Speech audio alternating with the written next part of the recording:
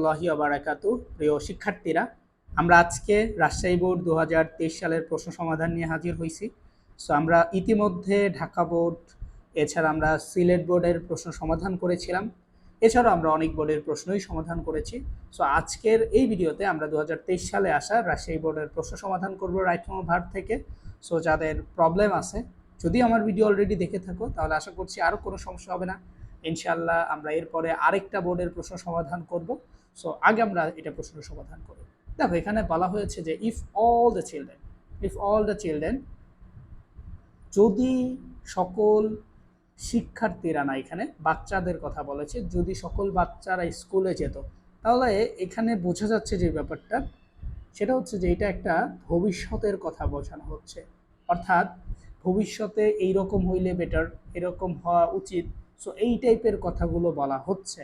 তাহলে আমরা এতটুকু বুঝতে পারছি যে এইখানে যাই হবে উত্তরগুলো সবগুলোই হচ্ছে আপনার ফিউচার ইনডিফিনিটে করতে হবে বা ফিউচার টেন্স দিয়ে করতে হবে। সো ফিউচার টেন্স দিয়ে যেহেতু করতে হবে, তাহলে বোঝা যাচ্ছে যেহেতু এগুলো সবগুলোই বলতেছে যে এটা করা উচিত, এই ধরনের করলে বেটার। সো এই জন্য আমরা সবগুলোর মধ্যে কি করতে পারবো, আমরা এই জন্য সবগুলোর মধ্যে ফিউচার টেন্স ব্যবহার করে করতে পারবো। তাহলে এখানে ইফ হচ্ছে একটা কন্ডিশনাল। সো ইফের অনেকগুলো কন্ডিশন আছে। সো এর মধ্যে একটা, এটা যদি প্রেজেন্ট ইনডিফিনিট হয়, পরেরটা পাস্ট ইনডিফিনিট, এটা যদি পাস্ট ইনডিফিনিট হয়, পরেরটা পাস্ট পারফেক্ট। সো এই ধরনের টেকনিকগুলো আছে, আমরা জানি।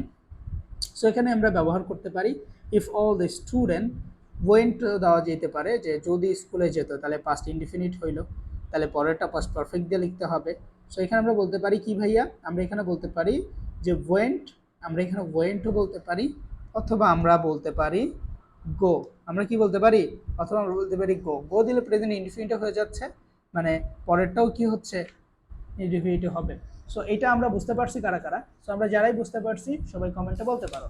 এরপরে আমাদের যেই অ্যান্সারটা, সেটা হচ্ছে দ্য কান্ট্রি, তাহলে কি হতো, দেশ হতো, এই টাইপের কথা বলা হচ্ছে। তাহলে অবশ্যই একটা উইল বসাইতে হয়, will plus V1, will plus V1 বসাইতে পারো, অথবা উড, উড প্লাস V1, এটা তুমি বসাইতে পারো। এখন তোমার ইচ্ছা তুমি কোনটা বসাবা, ঠিক আছে। তারপর এখানে দেখো, এখানে অনেক কথা বলছে, তারপর এখানে লিখছে দ্য গভর্নমেন্ট, তাই গভর্নমেন্টের কি, গভর্নমেন্টের অবশ্যই উচিত এই ক্ষেত্রগুলোর মধ্যে বেশি টাকা ইনভেস্ট করা, মানে খরচ করা।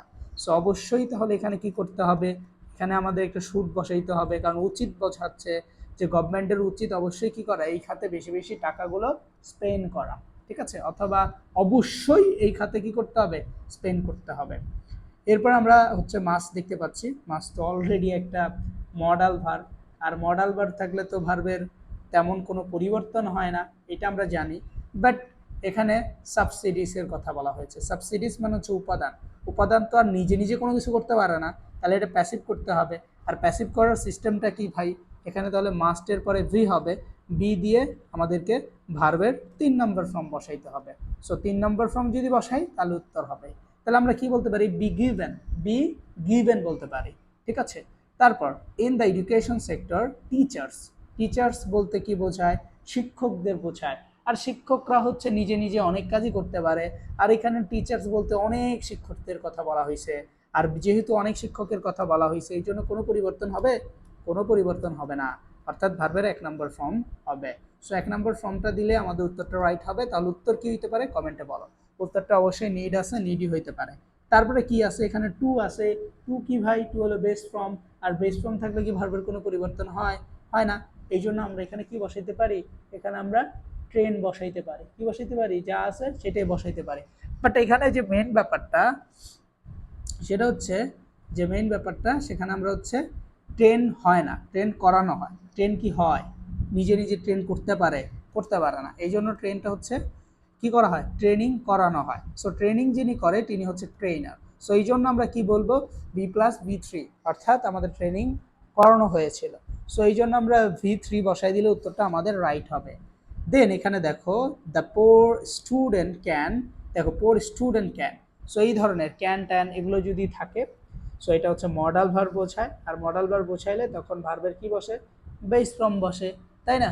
বাট পোর স্টুডেন্টের কি হয়, অনেক বেশি খাদ্যের কষ্ট হয়ে যায়, কষ্ট হয়ে যায়, তাই না।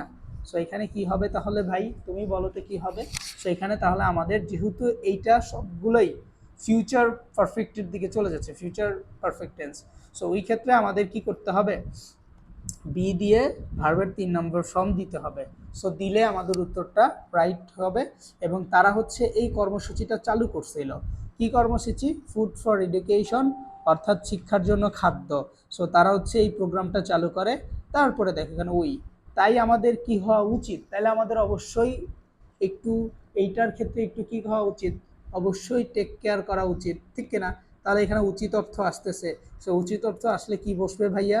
উচিত অর্থ আসলে আমাদেরকে এখানে অবশ্যই আমাদের শুড বসাইতে হবে, এবং শুড বসানোর পর আমাদের ভার্বের 3 নম্বর ফর্ম বসাইতে হবে। তাহলে আমরা বেশিরভাগই বুঝতে পারতেছি, যেহেতু এরা ফিউচারের মতো বোঝাইছে সব কিছু এবং ফিউচারের কথা বুঝাইছে, এই জন্য আমাদের এখানে বেশিরভাগই হচ্ছে তোমার শুড প্লাস V3 দিয়ে করতে হচ্ছে। বুঝতে পারছো?